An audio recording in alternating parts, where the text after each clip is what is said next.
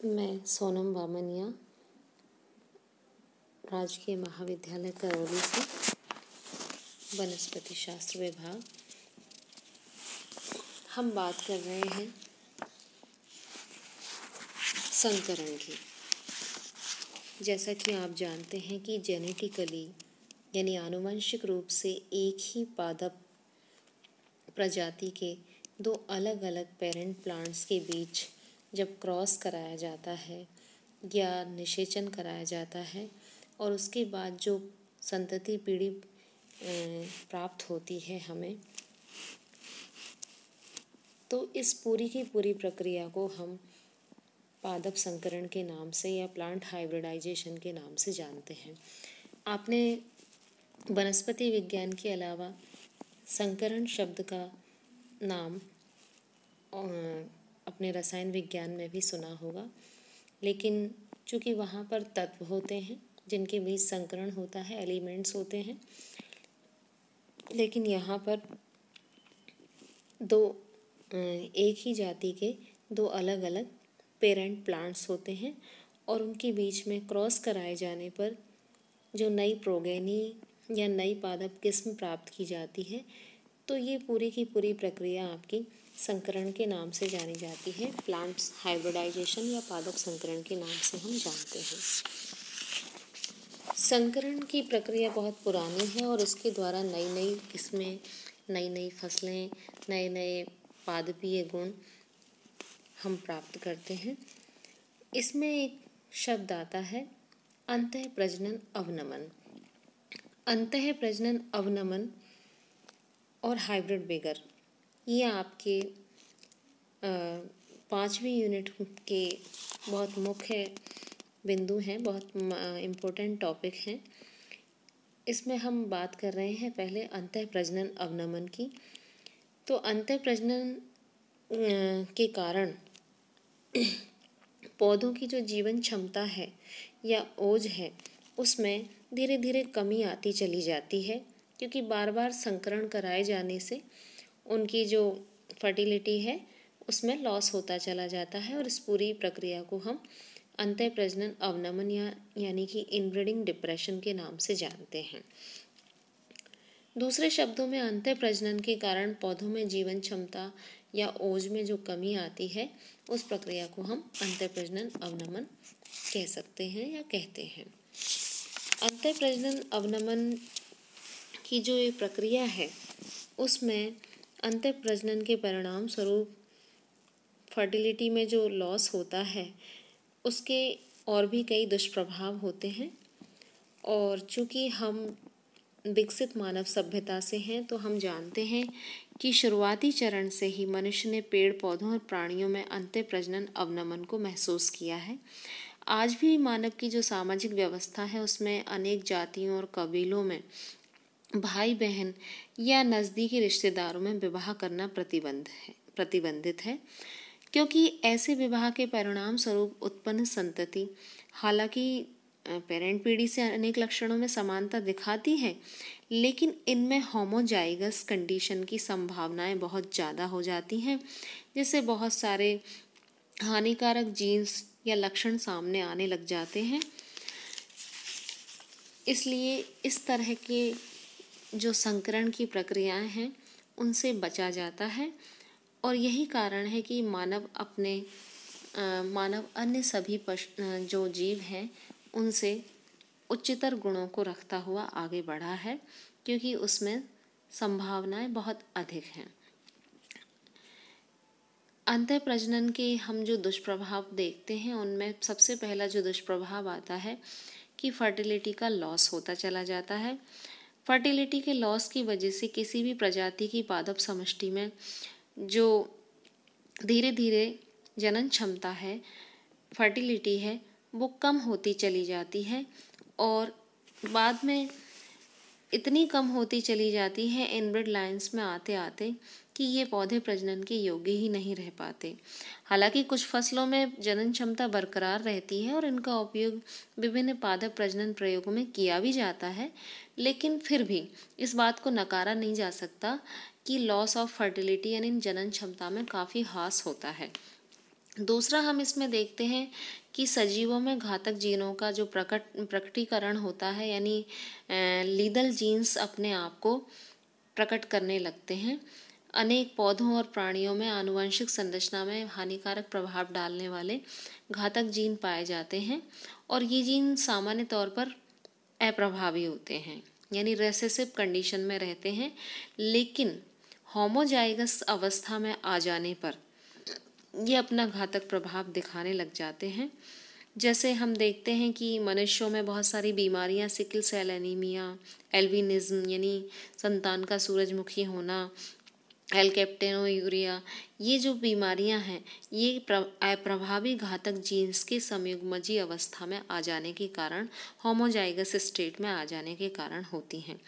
पादपों में हम अगर देखें तो पादपों में इसकी वजह से, घातक जीनों की वजह से नवांकुर पौधों में जड़ें नहीं बन पाती, यानी रूटलेस सीडलिंग्स रह जाते हैं। कुछ पौधों की पत्तियों में क्लोरोफिल बिल्कुल ही नहीं बनता या बहुत ही कम मात्रा में बनता है। पौधों में पुष्पन नहीं होता या विरूपित डिफॉर्म्ड रूप में होता है या अव्यवस्थित तौर पर होता है।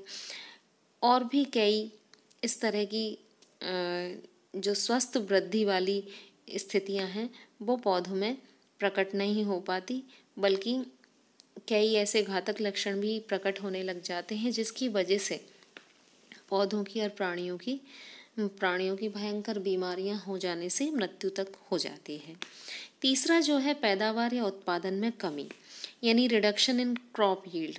अंतः प्रजनन अवनमन के कारण कई जो कृषि वाले जो पौधे हैं उनकी फसल उत्पादनों में धीरे धीरे कमी आती चली जाती है और अनेक क्रॉस पॉलिनेटेड जो क्रॉप्स हैं, जैसे कि प्याज की फसल है, गाजर की फसल है, मक्का है, इनमें जब सेल्फ पॉलिनेशन कराया जाता है तो ये जो दुष्प्रभाव है वो बिल्कुल क्लियर दिखाई देने लगता है। हालांकि उत्पादन में कमी की जो मात्रा है अलग अलग फसलों में अलग अलग होती है। चौथा और आखिरी जो इसका दुष्प्रभाव जो देखने में आता है वो ये है कि ओज या तेजस्विता का जो ह्रास होने लगता है वो काफ़ी बढ़ता चला जाता है, यानी रिडक्शन इन विगर। स्वपरागण या अंतः प्रजनन के द्वारा इनब्रिड लाइन्स में, यानी कि वंश क्रमों के ओज में कमी स्पष्टतया दिखने लगती है और उसी की वजह से पौधे दुर्बल और छोटे रहने लग जाते हैं, उनकी प्रतिरोधक क्षमता कम हो जाती है और उनके आकार में भी कमी आती चली जाती है। इसके अलावा पौधों की पत्तियों, पुष्पों, फलों की साइज व आकृति पर भी इनका दुष्प्रभाव देखा जाता है। तो हम देख सकते हैं कि अंतः प्रजनन के कई दुष्प्रभाव पड़ते हैं। फिर हम बात कर रहे हैं अगले बिंदु में संकर ओज एवं हेटेरोसिस की। संकर ओज और हेटेरोसिस की जो बात हम जो करते हैं उसमें संकर पादपों की जो जनक पीढ़ी से श्रेष्ठता या उत्तम गुणवत्ता की अभिव्यक्ति को हम संकर ओज कहते हैं। और कई बार संकर ओज के लिए एक दूसरे शब्द का इस्तेमाल किया जाता है और उसे कहा जाता है हेटेरोसिस। हालांकि दोनों शब्द लगभग सिनोनिम जैसे हैं, दोनों का प्रयोग भी एक ही अभिप्राय के लिए किया जाता है, लेकिन फिर भी हम दोनों को पर्यायवाची नहीं कह सकते। हेले के अनुसार, माफ़ कीजिएगा, ये आपको वीडियो में हरे दिखाई दे रहा है, ये हेले साइंटिस्ट के अनुसार संकर ओज केवल हेटेरोसिस की अभिव्यक्ति कही जा सकती है, ये उनके शब्द थे।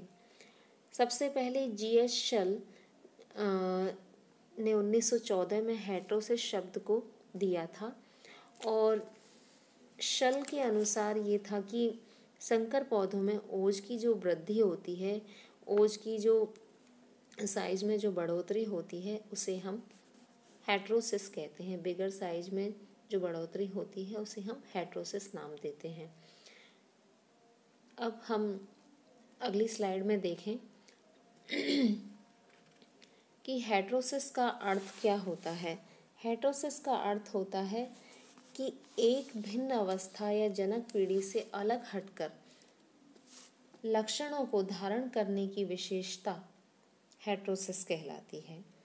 ये जो हेटेरोसिस शब्द आया है वो ग्रीक भाषा के 2 शब्दों से आया है, जिनमें हेटेरो का अर्थ होता है अलग यानी डिफरेंट, और ओसिस का अर्थ होता है कंडीशन या अवस्था। तो हेटेरो यानी कि भिन्नता वाली अवस्था, इन दोनों शब्दों को मिलाकर हेटेरोसिस वर्ड बना है। और इसका जो शाब्दिक अर्थ निकलता है वो निकलता है कि भिन्न अवस्था अथवा संतति में जनक पीढ़ी से तुलनात्मक भिन्नता। हम देख सकते हैं मक्के के उदाहरण के तौर पर, मक्के में संकर ओज वाला जो हमें इसमें दिखाई दे रहा है स्लाइड पर, इसमें जब ए बी इनब्रिड क्रॉस कराए जाते हैं तो सिंगल क्रॉस में इनसे ए बी सिंगल क्रॉस बनता है। इधर जब सी डी इनब्रिड आपस में क्रॉस कराए जाते हैं तो सिंगल क्रॉस में सी डी इनब्रिड बनते हैं सिंगल क्रॉस में। अब जब इन दोनों को दोनों पेरेंट प्लांट्स को क्रॉस कराया जाता है तो डबल क्रॉस में ए बी और सी डी का डबल क्रॉस प्राप्त होता है।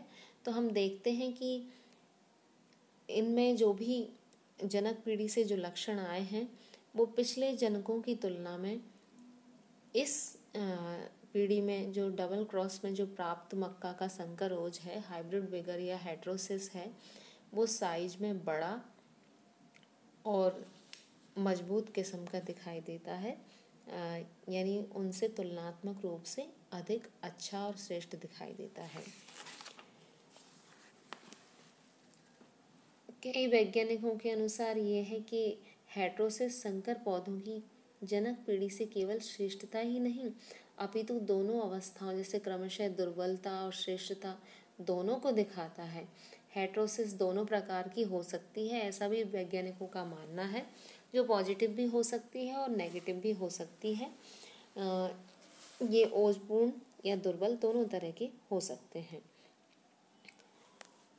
तो आपने ये जाना कि इस वीडियो के द्वारा आपने जाना कि संकर ओज क्या है, हेटेरोसिस क्या है, फिर आपने उससे पहले ये जाना था कि